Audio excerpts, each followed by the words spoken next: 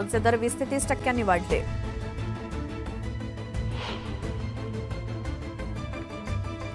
नवीन वर्षाच्या सुरुवातीला सर्वसामान्यांवरती महागाईची संक्रांत. सणासुदीच्या तोंडावर भाज्या कडाडल्या. 60 रुपयांना मिळणारी वांगी 100 रुपयांवर.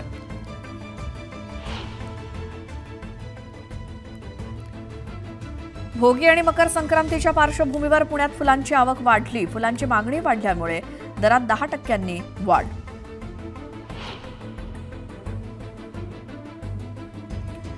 बोरांच्या भावात 20% तर लिंबाच्या भावात 15% वाढ. उर्वरित फळांचे भाव मागील आठवड्याच्या तुलनेत स्थिर असल्याची माहिती.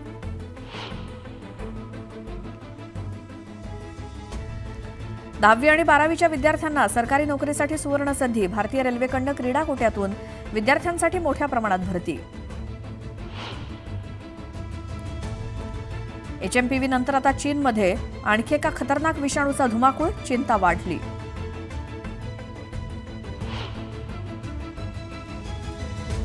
ऐतिहासिक वाघनखं साताऱ्यातून नागपूरला जाणार. 31 जानेवारीपर्यंत वाघनखं शिवप्रेमींना साताऱ्यात बघता येणार.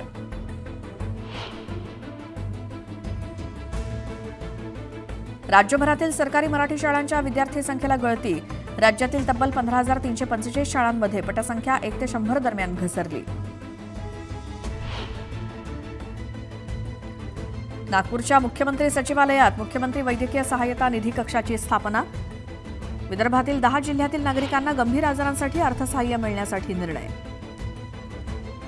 मुंबईतील वित्तीय गुंतवणूक संस्थांची माहिती गोळा करा. मुंबई पोलीस आयुक्त विवेक फणसाळकर यांचे आदेश.